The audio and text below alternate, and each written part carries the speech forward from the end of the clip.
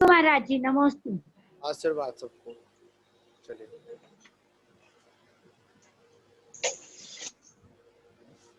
नमी दूड़ सब सिद्धे झाड़ोत्तम खब दीह दीह संसारे दस दस दो दो अणा जिणे दस दो अणो पे हणम वोक्षे नमो अरिहंताणम नमो सिद्धाणम नमो आयरेयाणम नमो वज्रायाणम नमो लोहे सब्बसाहूणम। बोले आदिनाथ भगवान की जय। परम पूज्य आचार्य गुरुदेव 108 श्री कुंद कुंद देव स्वामी की जय। परम पूज्य परम पूर्व तपस्वी सम्राट आचार्य गुरुदेव 108 सन्मति सागर जी महाराज की जय। परम पूज्य परंपराचार्य श्री 108 सौभाग्य सागर जी गुरु महाराज की जय। अहिंसा मई विश्व धर्म की जय। इसमें कल आचार्य प्रवर हम सभी लोगों को उस मरण के बारे में बता रहे थे, क्योंकि सम्यक तो रीति से की गई क्रिया हमको सम्यक्त का ही कारण होती है। जितना हो सके हम अपने जीवन में सम्यक तो वर्धनी क्रियाओं को करें। कौन सी क्रिया होती है? क्रिया शब्द है किसी कार्य को करना, कार्यशैली को,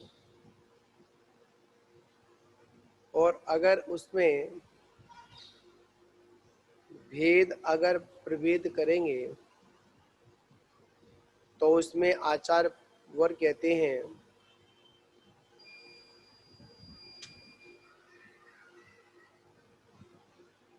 एक पाप वर्धनी क्रिया होती है, एक पुण्य वर्धनी क्रिया होती है। गुरुदेव पेज नंबर कौन सा है? 104। तो एक क्रिया पुण्य वर्धनी होती है, एक क्रिया पाप वर्धनी होती है, और एक क्रिया सम्यक्त वर्धनी होती है। कौन सी होती है?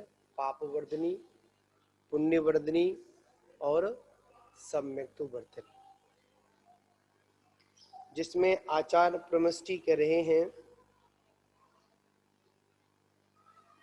कि जो पाप वर्धनी क्रिया होती है वह आरंभ क्रिया वाला आरंभ क्रिया आदि हुआ करती है, और जो पुण्य वर्धनी क्रिया होती हैं वो होती हैं पांचों पापों से मुक्त होना। ये क्या है? पुण्य वर्धनी क्रिया।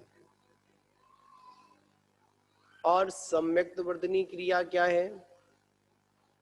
तो यहाँ सम्यक्त वर्धनी क्रिया में कह रहे हैं कि अपने देव शास्त्र गुरु पर यथार्थ श्रद्धान करना, उसी और जिसके माध्यम से होता हो उस क्रिया को करते रहना।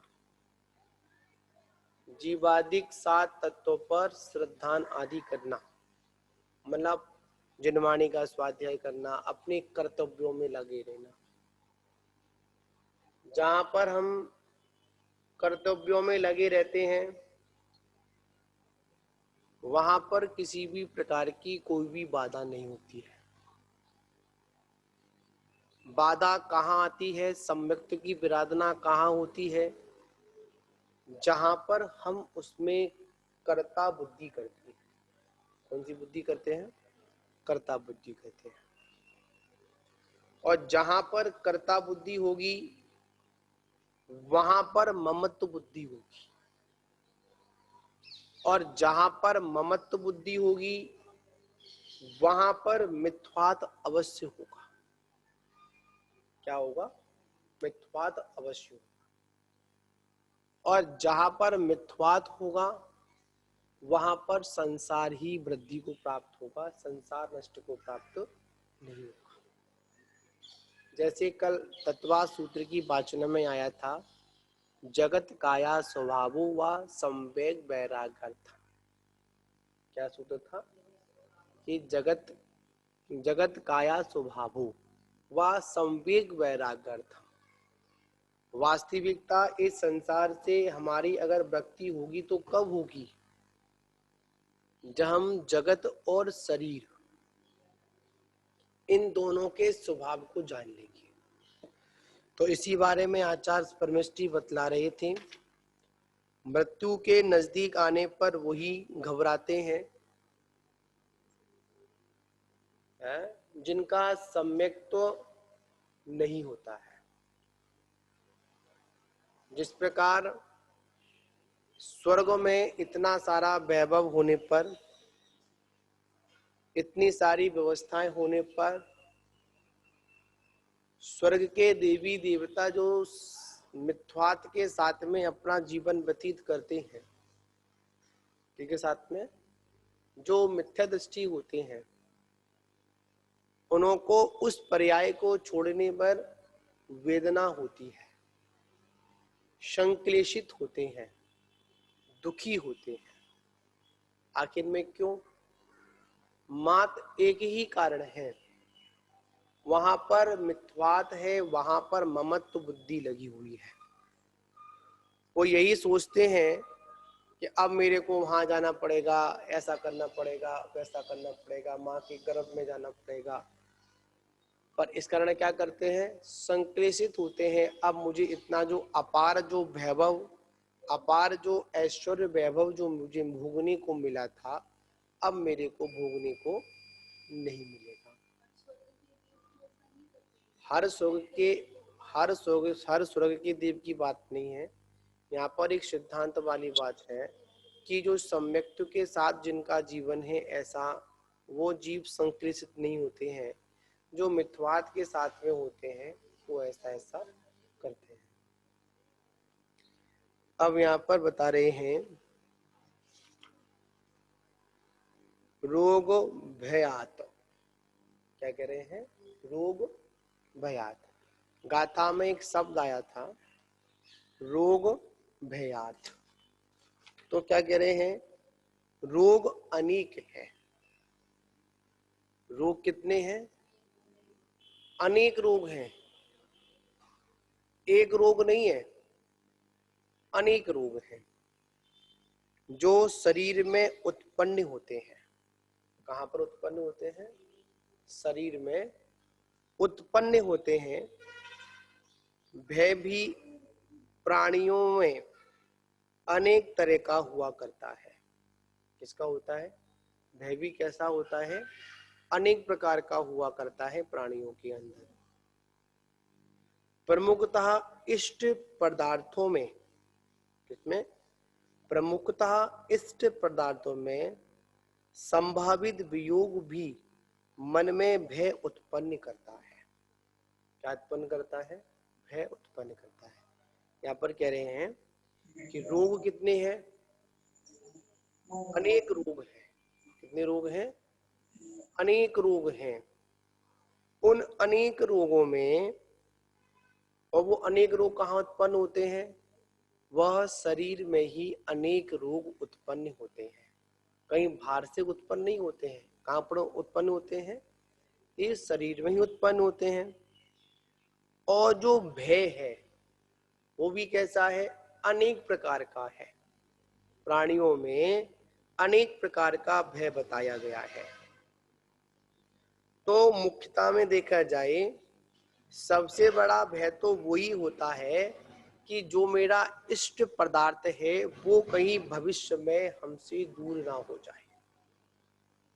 क्या ना हो जाए? दूर ना हो जाए। अगर हम सबसे अधिक अगर किसी से इष्ट करते हैं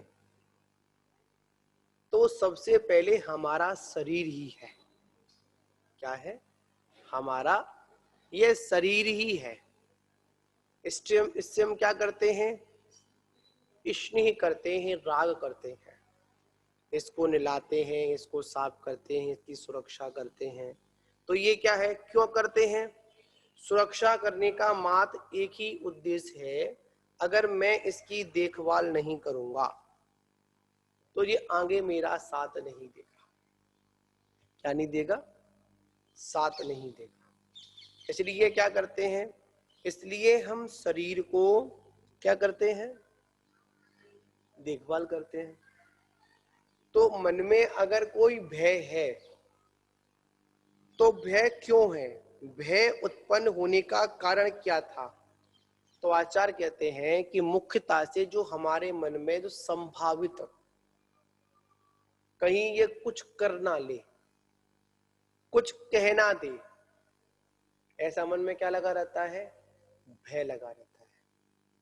और जहां पर भय लगा होगा वहां पर वो सत्य भाषण नहीं कर पाएगा। क्या नहीं कर पाएगा? सत्य भाषण नहीं कर पाएगा और ना ही वो सत्यता का साथ दे पाएगा। इसलिए आचार्य कहते हैं रोग भी अनेक प्रकार के हैं और भय भी अनेक प्रकार का है। एक भय नहीं है। हम कहते हैं इलोक भय, परलोक भय, इसके भी अंतर्गत जाने कितने भय हैं। मरण का भय, रोग का भय, ये तो आचार्य ने भय बता दिए, कुछ गिनतियां बताई हैं, पर वास्तविकता देखा जाए तो भय तो बहुत है। जितनी बुद्धि, जितनी नकारात्मकता, उतनी ही भय हमारे अंदर। हम यहाँ बैठे हैं, हमको यही भय है कि छत ना गिर जाए, ये भी तो भय है। हमको ये भय है, हम कुछ बात कर रहे हैं कोई सुन ना ले। एक ये भी भय है, हम कोई कार्य कर कोई हमको देख ही ना ले। आचार्य कहते हैं कि जहां पर हमारे अंदर संसार के प्रति जो भी कार्य होते हैं उनमें निश्चित कहीं ना कहीं भय होता है, डर होता है।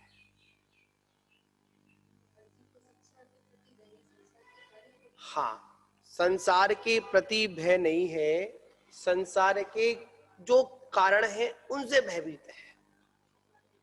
क्या भयभीत है? कहीं कोई देख ना ले। अगर मैं कोई अच्छी गाड़ी लेकर आया हूं या मेरा अच्छा कोई बिजनेस चल रहा है तो वहां पर भी भय है। क्या भय है? कहीं मेरे व्यापार को कोई देख ना ले, कहीं मेरी कॉपी ना कर ले। आचार्य कहते हैं ये सारा जो भय है ये संसार का भय है। किसका भय है? संसार, मतलब संसार वृद्धि का कारण है। बात यहाँ पर क्या थी? संसार का भय नहीं है, संसार के जितने जो क्रियाएं हैं उनका भय है। अगर संसार के प्रति अगर भयभीत होते, क्या होते?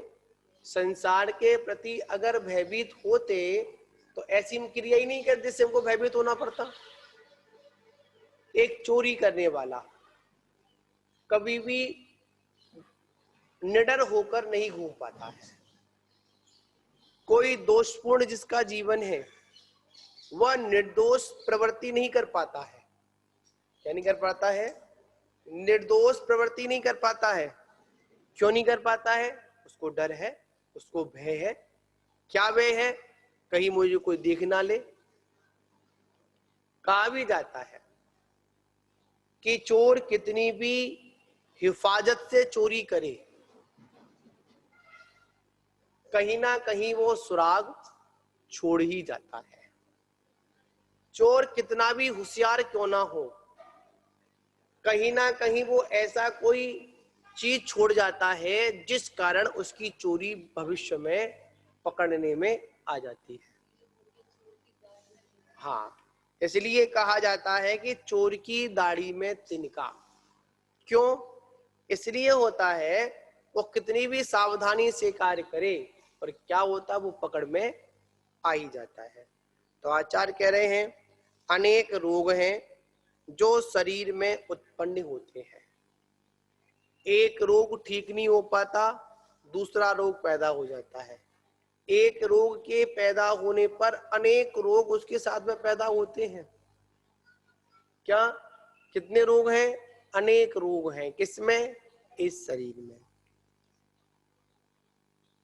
जिस प्रकार नदी की जो लहरें, जिस प्रकार नदी की जो लहरें चलती हैं, चली जाती हैं, वे फिर वापस नहीं आती हैं, उसी प्रकार प्राणियों की नष्ट हुई पूर्व की विभूति फिर पुनः वापस नहीं आती है।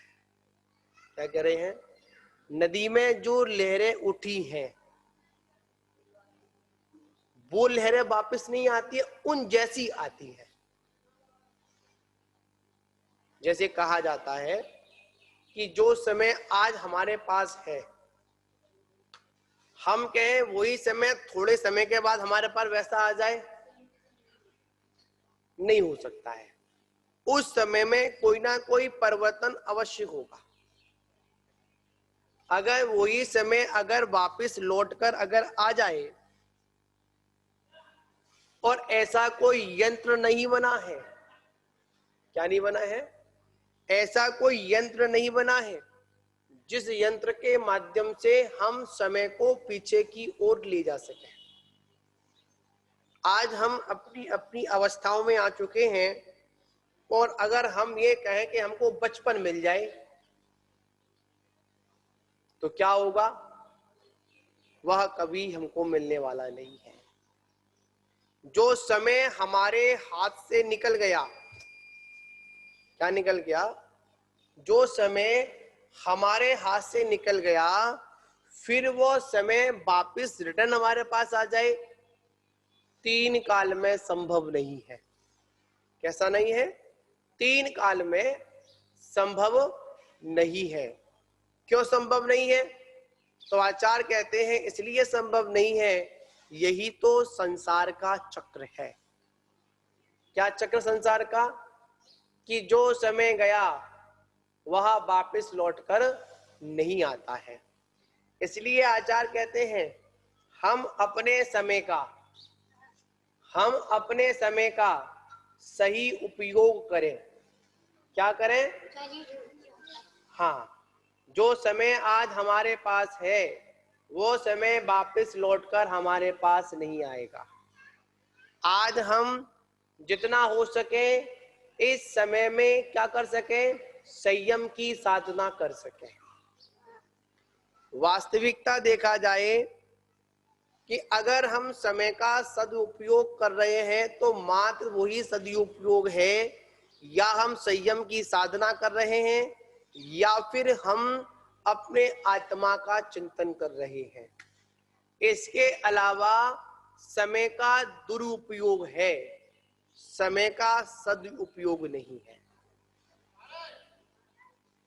समय का सदुपयोग कब है? क्या कह रहे हैं? क्यों स्वरूप सागर जी? समय का सदुपयोग कब है?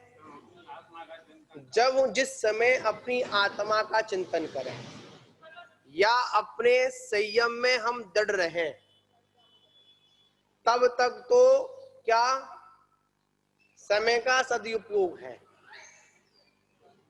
इसको पीछे ले जाओ, बोला पीछे लेके जाओ, उसमें से सामने से हटाओ। अरे दिक्कत हो रही है। हाँ, क्या कह रहे हैं? मतलब समय का कब उपयोग है?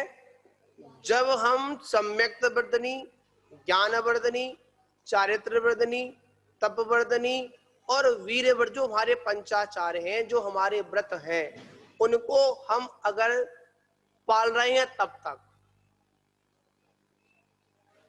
कोई पूछे आपका समय कब चालू हुआ, आपने समय का सदुपयोग कब किया, तो आचार्य कहते जिस क्षण हमने संयम को स्वीकार किया,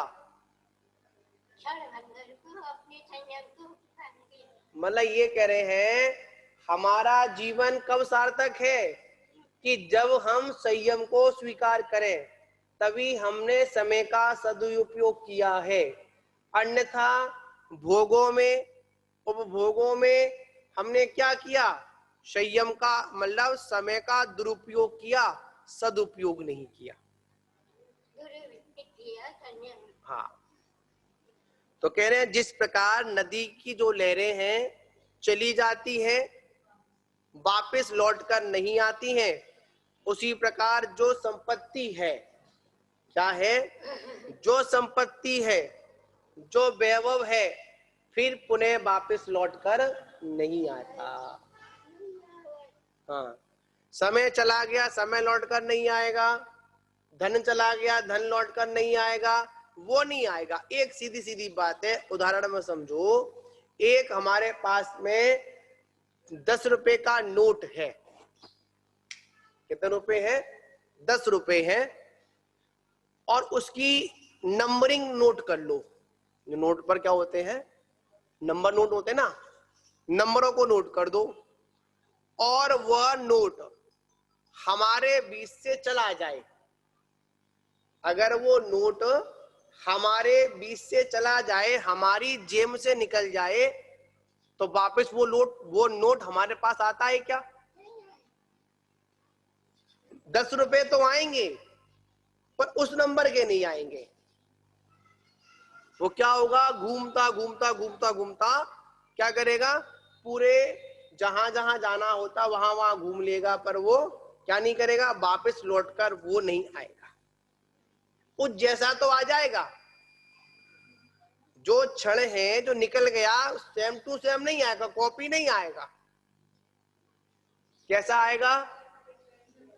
कलर में, मतलब कलर भी मिला लेंगे, सब कुछ कर लेंगे, पर आप कहो कि समय की पूरी कॉपी कर दे, बिल्कुल भी नहीं कर पाएंगे।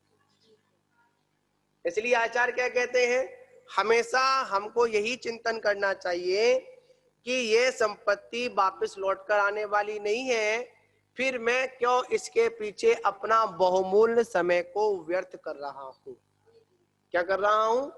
अपने जो मेरा बहुमूल्य समय है, मैं उसको क्यों नष्ट कर रहा हूं? तो आचार्य कहते हैं मेरा अभिष्ट पदार्थ मुझसे वियुक्त हो सकता है या होगा, इस आशंका से भयभीत व्यक्ति बार बार दुखी परस्पर को दुख परंपरा को ही निमंत्रण देता है। मृत्यु की कल्पना व संभावना भी भय को जन्म देती है। अब वो पहले बताया था ना, क्या बताया था ना उन्हें? भय, मतलब ये वस्तु क्या होगी? मुझसे विरक्त हो जाएगी, मुझसे दूर हो जाएगी। मैं इसको इतना स्नेह करता हूँ, मैं इसको प्रेम करता हूँ, ये वस्तु मेरे हाथ से चली जाएगी तो क्या होगा, कैसे होगा? तो वो क्या करता है? वो वहां पर मात्र दुख की परंपरा को ही जन्म देता है। क्या देता है? दुख की परंपरा को ही जन्म देता है, और किसी को जन्म नहीं देता है। तो कौन सी परंपरा? दुख की परंपरा। उससे क्या होता है?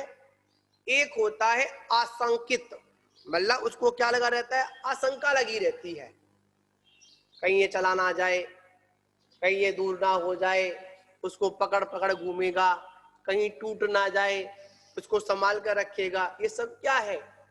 भविष्य में होने वाले उस वियोग का दुख है। अभी दूर तो हुई नहीं है क्या? अभी तो दूर तो हुई नहीं है।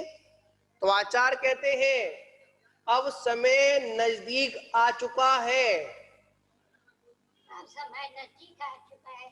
अब हमको मृत्यु राज से घबराना नहीं है। क्या नहीं करना माता जी? मृत्यु राज से घबराना नहीं है। इस जीव राज को क्या नहीं करना? अब घबराने की आवश्यकता नहीं है। क्यों? ये शरीर तो छूटेगा, इसकी जितनी अवधि है, जितने दिन के लिए किराए पे लिया है, किराए का मकान कभी अपना मकान नहीं हो सकता। क्यों माता जी? नहीं हो सकता। हाँ, किराए का मकान अपना नहीं हो सकता। जो किराए का मकान है अपना नहीं हो सकता। इस किराए के मकान को खाली करना पड़ेगा। क्या करना पड़ेगा? खाली करना पड़ेगा। ठीक है ना? तो क्या करना है? खाली करने पे दुखी नहीं होना। क्या नहीं होना? दुखी नहीं होना, संक्लेशित नहीं होना। कितनी भी पीड़ा क्यों ना हो, फिर भी कहना ये पीड़ा तो मुझ पे नहीं हो रही, मैं तो मात वेदन करने वाला हूं। अभी आपका स्वास्थ्य खराब है, कितनी तकलीफ है, कितनी वेदना है, तो क्या कहना है हमको? क्या चिंतन करना है? एक ही चिंतन करना है, मैं तो मात वेदन करने वाला हूं, वेदना मुझे नहीं हो रही है। वेदन करने वाला है। कौन हूं? मुझे नहीं हो रही चाहिए। अभी क्या है, माता जी का स्वास्थ्य खराब चल रहा है, बूढ़ी माता जी का 80 वर्ष की उम्र है, ठीक है ना? सुमार्ग श्री माता जी स्वास्थ्य खराब है। क्या धन में आपके? बिल्कुल भी घबराना नहीं है। अब तो जितनी सांसें हैं, अब तो कपड़ा फट चुका है। क्या करना है?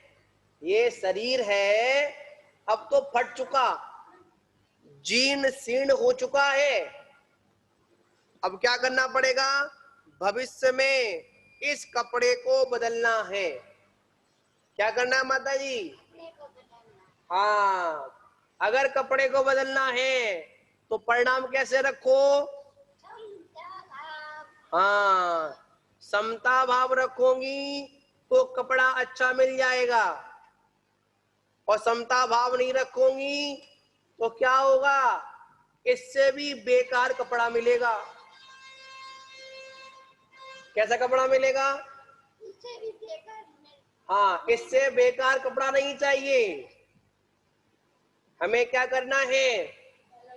हमको सतर्क रहना है और ऐसी समाधि करनी है, ऐसा अंतिम समय व्यतीत करना है कि लौटकर इस स्त्री पर्याय में नहीं आना पड़े। कहाँ नहीं आना पड़े अपने को? इसकी पर्याय में नहीं आना पड़ेगा। हाँ, ये बड़ी दुखमय पर्याय है, पराधीन पर्याय है। क्या समझ में आई? कितने दुख उठाए। जब वेदना हो तो क्या करो? यही चिंतन करो, ये दुख कुछ नहीं है। मैंने जाने कितने कितने दुख उठाए, भूख की, प्यास की वेदना कितनी सहन की मैंने, ये दुख कुछ भी नहीं है। और ये शरीर तो रोगों का घर है। किसका घर है? रोगों का घर है। और याद रखना, मृत्यु इतनी होशियार होती है, ये कुछ ना कुछ बहाना लेकर आती है। क्या लेकर आती है? बहाना लेकर आती है। कभी भी अपने ऊपर बदनामी का सेहरा नहीं पहनती है। क्या कहती है? फलाना व्यक्ति बीमार पड़ गया और चला गया, इसको कोरोना हो गया और चला गया, इसको ये हो गया ये चला गया। हाँ हाँ, ठीक होने के बाद जाता है। एक बात और याद रखना, अब हमको घबराना नहीं है, भयभीत नहीं होना। यहीं पर आचार्य कह रहे हैं कि इस शरीर में अनेक रोग हैं और ये मन हमेशा भयभीत रहता है। भय उनको रहता है जो मृत्यु से घबराते हैं। हम नहीं घबराए। हाँ, मृत्यु से बिल्कुल मत घबराना। क्या होगा? हमारी मृत्यु महोत्सव होगा। क्या होगा? महोत्सव, लोग खुशियां मनाएंगे। क्या करेंगे? हमने अपनी आयु कर्म पर विजय प्राप्त की। हाँ, यही तो दृढ़ता है। क्या है? यही तो दृढ़ता है। हमें क्या करना है? दृढ़ रहना है। अभी तक आपको दीक्षा को कितने वर्ष हो गए? नहीं है? नहीं, चौथे लग गई ना। आपको 4 साल अध्ययन करते करते हो गए। कितने हो गए? 4 साल आपको अध्ययन करते करते हो गए। अब आपकी परीक्षा का समय आ गया है। क्या आ गया है? समय आ चुका है परीक्षा का। और क्या समय परीक्षा में आया है? ये आया है अभी आपके पास में स्कीम आ गई है। क्या आ गई है? आपके पास परीक्षा की सूचना आ चुकी है। आ चुकी है। अब क्या? अब तारीख भी आ जाएगी, पेपर भी मिल जाएगा, लिखने को मिल जाएगा। पर याद रखना, बड़ी सावधानी के साथ लिखना। क्या होना है? पास होना है, फेल नहीं होना। हाँ, मानते हैं तुमने पढ़ाई की हो या नहीं की हो, पर याद रखना परीक्षा दी हो या नहीं दी हो, पर अब इस संयम की परीक्षा में पास होना है, फेल नहीं होना है। क्या नहीं होना महाराज? हाँ, सभी के पास सूचना बार बार आ रही है, आपके पेपर आने वाले हैं, आप तैयार हो जाओ। पर क्या करें, हम ऐसे ढीठ हैं, ऐसे खेलने में मस्त हैं, पुस्तकों पर ध्यान नहीं है। किस पर ध्यान नहीं है? पुस्तकों पर ध्यान नहीं है। क्यों ध्यान नहीं है? बस लगे पड़े हैं। यही कह रहे हैं कि जब समय आएगा तब पेपर देंगे हम। ये तो बहुत दिन है। हाँ, कितने दिन पवन जी? अभी बहुत दिन है समय। महाराज जी तारीख निश्चित करवा दो कोई। देखो पवन ऐसा है जी, बहुत सारी कहावतें हैं। काल करे सो आज कर, आज करे सो अब, पल में पढ़ ले होए पूरी करेगो कम। और आजकल की जनरेशन है वो उल्टा बोल दिया। वो बोल दिए आज करे सो काल कर, और काल करे सो परसों, और परसों तरसों क्या करे, अभी जीना है बरसों। तो बिल्कुल इस सही सभी बात तरीके के जिसकी जैसी समझ में आ जाए उतनी बात है। देखिए, यहाँ पर तो सीधी सीधी बात है, बाले जी बोले को तारीख फिक्स कर दो। वो वाला विषय याद आ जाता है जो अम्मा को एक दिन माया देवी को समझा रहे थे अपन दोपहर की बेला में। एक बार एक संत से पूछा एक व्यक्ति ने कि बताओ स्वामी जी मेरी कितनी उम्र है। संत ने उसका हाथ पकड़ा और उससे कहा देख भाई तेरी 7 दिन की उम्र, तेरी उम्र है सिर्फ 7 दिन की उम्र है। कितने दिन की है? तो 7 दिन में मृत्यु को प्राप्त हो जाएगा, 7 बार में प्राप्त हो जाएगा। अब वो चिंतित हो गया। सोमवार निकल गया, मंगल निकल गया, है ना, बुध निकल गया, बृहस्पति निकल गई, शुक्र निकल गया, शनि निकल गया, वो मरा नहीं। अब उन्होंने कहा भाई क्यों नहीं मरा भाई? तो आचार्य कह रहे हैं कि जब भी मरण होगा तो इन 7 बारों में ही होगा। कैसे होगा? 7 बारों में होगा, 8वां बार नहीं होगा। 31 के अंदर अंदर होगा, 12 महीने के अंदर अंदर होगा, इससे ऊपर निकलेगा ही नहीं। तो आचार्य यहाँ पर कहते हैं अगर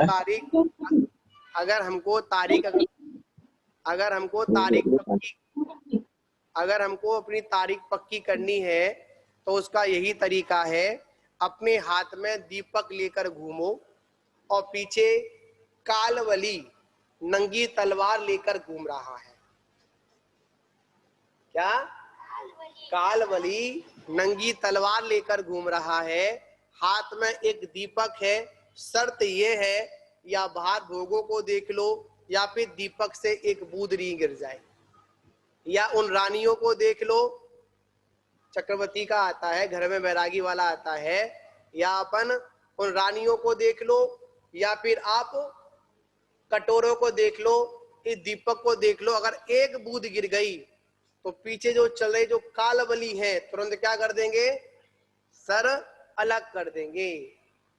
उसी प्रकार अगर वास्तविकता हमको प्रतिक्षण अपनी मृत्यु को देखते रहना चाहिए। क्या देखना चाहिए? प्रतिक्षण उस मृत्यु को देखते रहना चाहिए। क्या पता कालबली कब आ जाए और हमको लेके चलने लगे। ये जो गुरुदेव 17 मरण के आए हैं ना वेद, उसमें पहला आविची मरण ही है कि जो क्षण गया हो गया, प्रति समय मृत्यु चल रही है। और कभी तो पक्की बात है, जो समय है, जो हमारा समय चल रहा है, प्रतिक्षण हमारी मृत्यु हो रही है। ऐसा नहीं है। हम एक बात सुनिए, आयु के निक्षेप जो है, आयु के जो प्रदेश हैं, जो निषेक है, उनका खिरना ही तो मृत्यु है, वो तो निर्धन चल रहा है। अब एक बात यहाँ पर यह आती है, गिलास है, क्या है? गिलास है। उस गिलास में से पानी पूरा निकल जाए या एक बूंद निकल जाए तो क्षय तो हुआ ना। उसी प्रकार क्या हो रहा है, प्रतिक्षण हमारी आयु क्षय को प्राप्त हो रही है। हाँ, बच्चे का जन्म नहीं, जिस दिन बच्चा गर्भ में आता है उसी दिन से उसकी आयु चालू हो जाती है। हाँ, नहीं, वो अलग विषय है। मतलब यहाँ पर वो हम क्या करते हैं, जब हमारा जन्म होता है तब उस दिन हम जन्म मानते हैं। वास्तविकता जन्म तब होता है जब वह जीव गर्भ अवस्था को धारण कर लेता है। मतलब 3 समयों को छोड़कर जो चौथा समय होता है, उस दिन से ही हमारा जन्म प्रारंभ हो जाता है। अगर देखा जाए, हम वो 9 माह गर्भ के नहीं देख पाते हैं, या जितना भी जिन जीवों का जो गर्भ स्थिति होती हो वो विषय उसमें हम लोग नहीं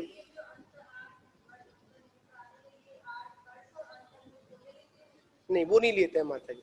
लेना तो वही चाहिए, पर हम लोग उसको जन्म जब हमारा जब वो जो हमारे 9 माह होते हैं उनको गिनाने हम लोग गिनते नहीं है। अगर हम उन 9 माह को भी गिने तो क्या होगा, जैसे हम 25 साल के हुए तो 25 साल 9 महीने के हुए हम लोग, वो 9 माह भी जोड़ेंगे। जैसे ही बच्चा होता हो 9 माह का होता हो, 10 माह से तो ऊपर होता नहीं है, ठीक है ना। 9 माह का बच्चा जन्म होता है, 9 का होता है, 6 मतलब 7 का होता है, इस प्रकार का जन्म बच्चे का होता है। तो गर्भ अवस्था के हम दिनों को नहीं गिनते हैं, तो हमको वो भी गिनना चाहिए। आगम के अनुसार वो भी अपने को, अगर जन्म की बात करेंगे तो आपने जो नई पर्याय का धारण किया, मानते हैं अभी वो पर्याय आपकी विकसित नहीं हुई है, पर आपका वहां पर जन्म तो वहां पर हो गया ना। हाँ, पर्याप्तियां तो मानते हैं, पर्याप्तियां प्राप्त, और वहां पर शरीर भी प्राप्त हो गया। अब शरीर क्या है, वहां पर जो आराम से, हाँ, क्या जो शरीर है वो भी प्राप्त उनका हो गया। तो यहाँ पर कह रहे हैं, भगवती आराधना ग्रंथ में भी कहा है, मरण के जैसा कोई भय नहीं होता। किसका? मरण के समान कोई दूसरा भय नहीं होता। कोई भी जीव क्या करता है, मरना नहीं चाहता। क्या नहीं चाहता है? कोई भी जीव हो, क्या नहीं चाहता? कोई मरना चाहता है क्या? कोई भी मरना नहीं चाहता। क्यों नहीं चाहते हैं? भगवत यहाँ कह रहे हैं, अगर इस संसार में अगर सबसे बड़ा अगर कोई भय है तो किसका भय है? मरण का भय है, मृत्यु का भय है। कोई व्यक्ति मरना नहीं चाहता। क्या नहीं चाहता है? कोई भी मरना नहीं चाहता। मृत्यु से सब भयभीत है। सम्यक दृष्टि भयभीत नहीं होता है। जो संसारी जीव होते हैं वो सभी क्या होते हैं? सभी भयभीत होते हैं। जो सम्यक दृष्टि जीव होता है वो भयभीत नहीं होता। भयभीत कौन है? जो सम्यक से रहित है, जिसको अपना ध्यान नहीं, वो भयभीत है। जो मतलब भयभीत कौन है? मरण से कौन भयभीत है? जिन्हों को अपने व्रतों की रक्षा का भाव नहीं है वो भयभीत है। मरना तो है, निश्चित है, इससे क्या भय करना। काल बलि से कभी भी हमको भयभीत नहीं होना चाहिए, ऐसा यहाँ पर आचार्य कह रहे हैं। तो इसमें और भी आगे बात है, उसको अपन फिर समय थोड़ा है, उसको अपन बाद में करेंगे। एक बार फिर समझ लेते इस विषय को। इस शरीर में क्या है, अनेक प्रकार के रोग हैं। कहाँ पर पैदा होते हैं, इस शरीर में ही पैदा होते हैं। और अनेक प्रकार का क्या है, अनेक प्रकार का भय है। हमेशा ये जीव क्या है, भयभीत रहता है। पर क्या करना है, हमारी आत्मा निरोगी है, हमारी आत्मा में कोई भी भय नहीं है। क्या नहीं है, हमको भय के साथ में अपना जीवन व्यतीत नहीं करना। कैसे नहीं करना, हमको भय के साथ में अपना जीवन व्यतीत नहीं करना, हमको निर्भय होकर जीना है। क्या होकर जीना है, निर्भय होकर जीना है। तो इसी के साथ अपन विराम लेते हैं, क्योंकि महाराज आज माता जी को आहारचर्या करानी है, थोड़ा स्वास्थ्य ठीक नहीं है उनका, ठीक है ना। इसी के साथ विराम लेते हैं। जय बोलो महावीर भगवान।